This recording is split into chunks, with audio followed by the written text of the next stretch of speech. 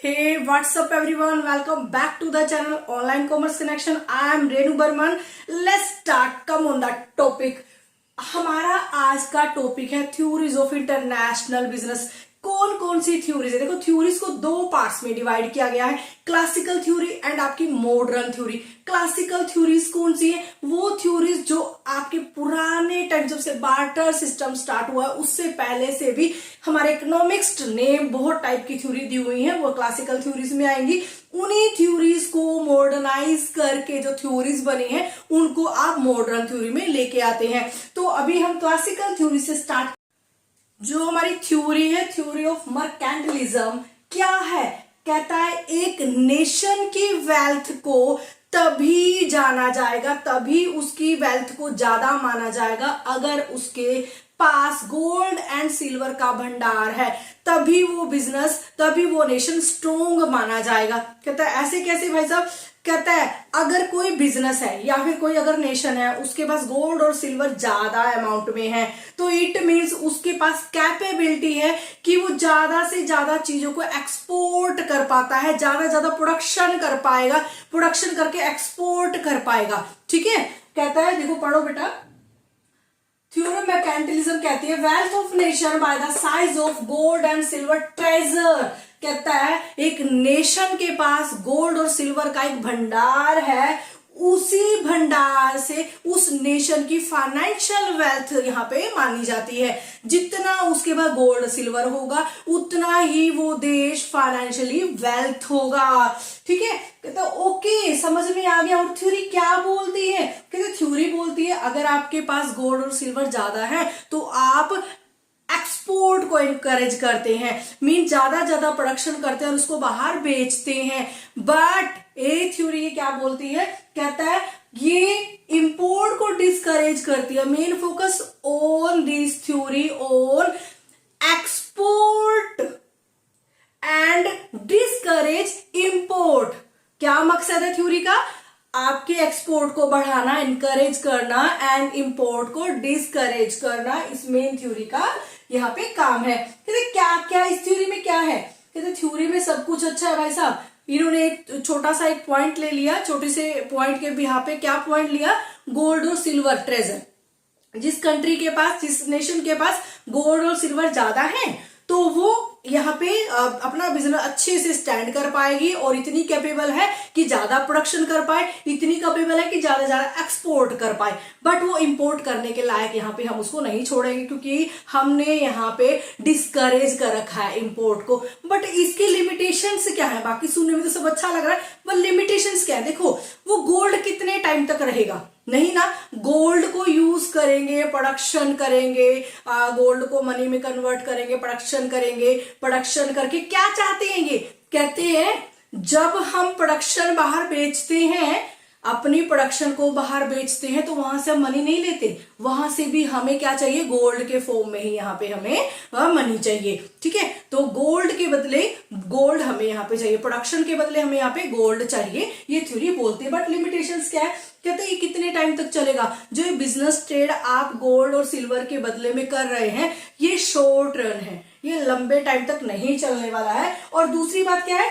जब आप अपने प्रोडक्शंस को यहाँ पे करते हैं, एक्सपोर्ट करते हैं, इंपोर्ट करने से हम यहाँ पे मना करते हैं, तो इट मीन जो डोमेस्टिक प्राइस है, जो डोमेस्टिक प्रोडक्ट के प्राइस है वो ऑटोमेटिकली हाई हो जाएंगे। उसकी वजह से यहाँ पे एक मोनोपोली की सिचुएशन आ जाती है। फिर बात करते हैं आपकी absolute advantage theory. Theory number 2, absolute advantage theory भी आपकी क्लासिकल थ्योरी है। किसने दी थी? एडम स्मिथ ने दी थी, फादर ऑफ इकोनॉमिक्स। कहते हैं 1776 में एब्सोल्यूट एडवांटेज थ्योरी हमारे एडम स्मिथ ने दी थी। क्या कहता है? कहता है ये फोकस करता है country should produce an item, एक कंट्री को वही आइटम प्रोड्यूस करनी चाहिए that it can manufacture more proficiently. कहता है वही आइटम, उसको वही प्रोडक्शन करनी चाहिए जो एफिशिएंट तौर पे, जिसको बनाने में वो परफेक्ट हो, उसको वही चीज बनानी चाहिए। ठीक है, कहते हैं अब इंडिया ले लीजिए और आप जापान ले लीजिए, इंडिया में वीट का जो प्रोडक्शन है वो ज्यादा है, और जापान में जो है वहां पे ऑटोमोबाइल्स का और मोबाइल्स का प्रोडक्शन ज्यादा है। तो क्या कहता है, कहता है कि जो वीट जापान में आपके कपड़ों का बिजनेस भी ज्यादा है, कहता है कि इंडिया वाले किस में ज्यादा एफिशिएंट है, किस में प्रोफिशिएंसी है उनकी, वीट में, तो इंडिया वाले ही वीट बनाए, ठीक है, वीट की प्रोडक्शन ज्यादा करें। और जापान वाले किस में प्रोफिशिएंट है, वो कपड़ा बनाए, वो ऑटोमोबाइल्स बनाए, वो मोबाइल्स बनाए। तो जिसमें आप एफिशिएंट हैं वो चीज आप बनाए, बट कंडीशन क्या है कि वो चीज बनाए जिसमें लेबर कॉस्ट कम आती हो। मैडम ये क्या बोल दिया, कहता है ठीक है बेटा समझिए ध्यान से, कहता है कि एक कंट्री को वही प्रोडक्ट बनाना चाहिए जिसको बनाने में वो एक्सपर्ट है। एक्सपर्ट किस तरीके से है, वो कॉस्ट एफिशिएंट है। कॉस्ट एफिशिएंट कैसे है, कहते हैं अगर वो कम लेबर के साथ, मींस कम लेस लेबर कॉस्ट के साथ वो ज्यादा प्रोडक्शन करता है, तभी वो एब्सोल्यूट एडवांटेज थ्योरी के अंदर आता है। ठीक है, कहता है आप ज्यादा से ज्यादा प्रोडक्शन करिए बट लेस लेबर यूज करके। ठीक है, जितना कम लेबर होगा उतना ही कॉस्ट इफेक्टिव भी होगा, लेस कॉस्ट आएगी। और क्या है ये जो आपका एब्सोल्यूट एडवांटेज थ्योरी कहती है, ये जो थ्योरी बेस्ड है ना, principle of division of labour के ऊपर बेस है, principle of division of labour के ऊपर बेस है। और इसमें एक चीज और कंडीशन है, जो ट्रेड होती है ना, टू कंट्रीज में ट्रेड होती है, सेम फैक्टर होना चाहिए। दो कंट्रीज का कंपैरिजन लिया हमने, आपका इंडिया का और जापान का। ठीक है, इंडिया और जापान में दो यहाँ पे डिफरेंस, यहाँ पे हमने कंडीशन ली इनकी, कहते हैं सेम लेबर कॉस्ट है, सेम लेबर का जो सेम लेबर नेचर है। ठीक है, और साथ में आपका टू कंट्रीज यहाँ पे होना जरूरी है, तभी आप एब्सोल्यूट एडवांटेज थ्योरी में आएंगे। बेटा मोटा मोटा समझ लीजिए कि जब आप ऐसा प्रोडक्ट बनाते हैं जिसको आप कम कॉस्ट में बना सकते हैं, कम लेबर कॉस्ट से बना सकते हैं, तब आप एब्सोल्यूट एडवांटेज थ्योरी में आते हैं। ऐसे ही जापान कपड़ा बहुत अच्छे से बना सकता है, कम लेबर कॉस्ट के साथ बना सकता है, तो वो एब्सोल्यूट एडवांटेज थ्योरी में आता है। दो कंट्रीज आती हैं, सेम लेबर कॉस्ट आएगी एंड सेम लेबर का नेचर इसमें आएगा, that is called the absolute advantage theory. अब जो हमारी थ्योरी है comparative advantage theory,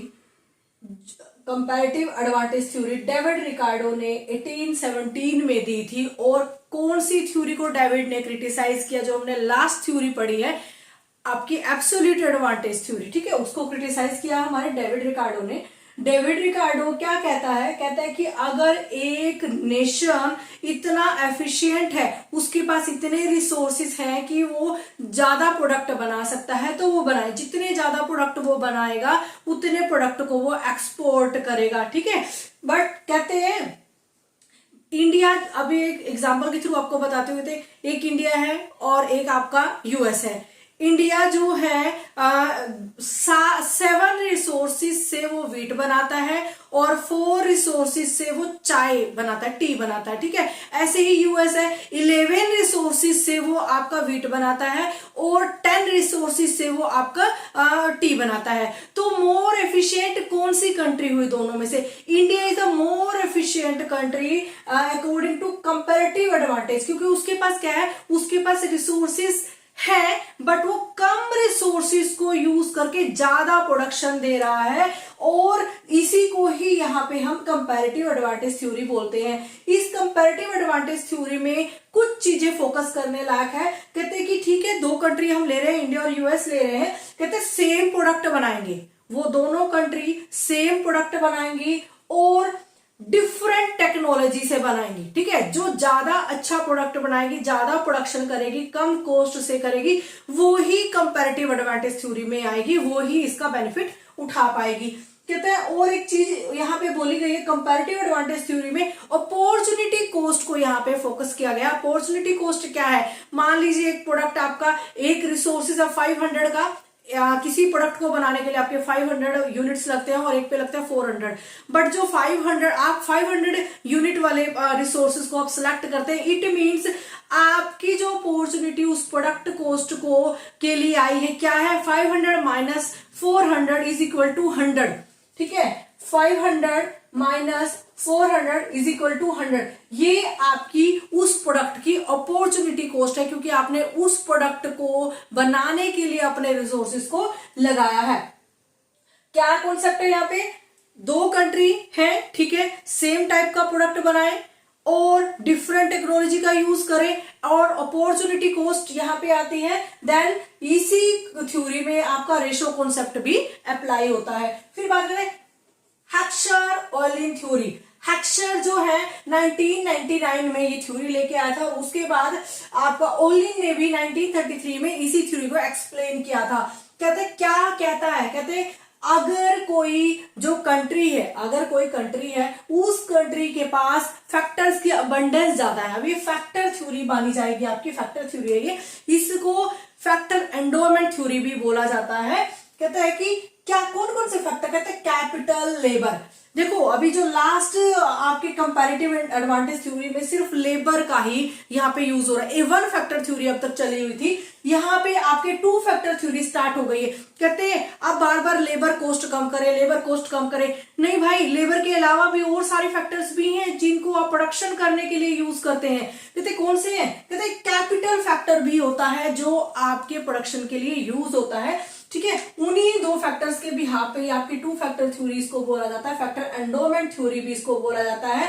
Heckscher-Olin theory में क्या बोला जाता है? Focus on producing item that uses factor of production available in abundance. अगर किसी कंट्री के अंदर प्रोडक्शन करने के लिए उसके पास फैक्टर्स ज्यादा मात्रा में है, मीन्स उसके पास फैक्टर्स ज्यादा है, तो उन ज्यादा फैक्टर्स को यूज करके वो जितनी ज्यादा प्रोडक्शन करता है वो आपकी हेक्सर-ओलिन थ्योरी में आती है। कहते हैं ये तो आपकी बात ठीक है। इट मीन्स अगर मेरे पास लेबर ज्यादा है, अगर मेरे पास लेबर ज्यादा है तो मैं लेबर इंटेंसिव से ज्यादा प्रोडक्शन करूंगी। अगर मेरे पास कैपिटल ज्यादा है तो मैं कैपिटल को ज्यादा यूज करके कैपिटल इंटेंसिव प्रोडक्ट को यूज कर। अभी इंडिया है, इंडिया का लेबर इंटेंसिव है, लेबर से जितनी चीजें बनाई जाएंगी, लेबर इंटेंसिव आपके लेबर फैक्टर को यूज करके जितनी ज्यादा चीजें बनाई जाएंगी उन्हीं को वो एक्सपोर्ट करेगा, ठीक है, और कैपिटल को इंपोर्ट करेगा। क्यों? उसके पास कमी किस चीज की? उसके पास कैपिटल की कमी है। जो ज्यादा है फैक्टर, कौन सा फैक्टर? लेबर से बनी हुई चीजें ज्यादा है तो एक्सपोर्ट करेगा, और किस चीज की जरूरत है उसको कैपिटल की जरूरत है तो कैपिटल से बनी हुई चीजों को वो इंपोर्ट करेगा, ठीक है। कहता है अब लेबर बाहर भेजेगा तो क्या आएगा? उसके पास कैपिटल आएगा। कैपिटल यही एक बैलेंस बनाने के लिए वो इंपोर्ट एक्सपोर्ट करते हैं, ठीक है। अभी आपकी जो फिफ्थ थ्योरी आती है आपकी क्लासिकल थ्योरी में, लियोनटिफ पैराडॉक्स, स्टिफ-लियोनटिफ पैराडॉक्स। स्टिफ-लियोनटिफ ने ये थ्योरी आपको दी थी। कहता है ये यूएस का पर्सन था, ये कहता है मैं इस थ्योरी को नहीं मानता हूँ, हेक्सर-ओलिन थ्योरी को। कहता है आप क्या कहते हैं? अगर आपके पास ज्यादा जिस चीज की ज्यादा जो फैक्टर ज्यादा है उससे आप ज्यादा प्रोडक्शन करते हैं, उसको बाहर भेजते हैं, ठीक है, उसके बदले में आप जो फैक्टर आपके पास कमी है उसको आप इंपोर्ट करते हैं। कहते हैं मैं इस थ्योरी को नहीं मानता हूँ। मेरी थ्योरी के अकॉर्डिंग मैं देख रहा हूं कि यूएस में ये आपकी जो थ्योरी है हेक्सर-ओलिन वाली थ्योरी बिल्कुल अप्लाई नहीं होती है। क्यों अप्लाई नहीं होती है? वो क्या करते हैं, जो चीज उनके पास ज्यादा है उसी को ही वो इंपोर्ट करते हैं, जो चीज ज्यादा है उसी को इंपोर्ट करते हैं, और जो चीज कम है उसको वो एक्सपोर्ट करते हैं, ठीक है। देखो क्या लिखा हुआ है, US was importing more capital intensive goods. वो उन्हीं चीजों को ज्यादा इंपोर्ट करेगा जो चीजें उसके पास ज्यादा है, ठीक है, और एक्सपोर्ट किसको करेगा? वो लेबर इंटेंसिव को, जो उसके पास कम है। तो यूएस में इस चीज को ज्यादा अप्लाई नहीं किया गया है। तो यहाँ पे अगर आपके पास क्वेश्चन आ जाता है कि हेक्सर-ओलिन थ्योरी को किसने क्रिटिसाइज किया? स्टिफ-लियोनटिफ पैराडॉक्स की थ्योरी ने हेक्सर-ओलिन को क्रिटिसाइज किया। अब हम मॉडर्न थ्योरीज की तरफ चलते हैं। क्लासिकल थ्योरीज के बाद अब बात करते हैं मॉडर्न थ्योरी की।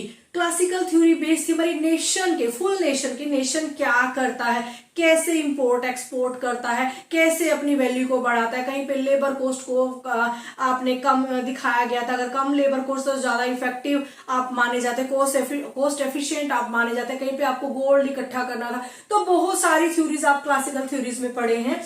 अभी बात करते हैं मॉडर्न थ्योरी की। मॉडर्न थ्योरी पूरे नेशन के ऊपर बेस्ड नहीं है, ये एक यूनिट और फर्म के ऊपर बेस्ड है। कहता है क्या करता है, first theory country similarity theory हमारे स्टीफन लिंडर ने दी थी। क्या कहता है, कहता है एक कंट्री दूसरी कंट्री से सेम हो सकती है अगर उसका सेम लेवल ऑफ डेवलपमेंट हो सकता है, अगेंस्ट सिमिलर प्रेफरेंसेस होनी चाहिए उस कंट्री के लोगों की।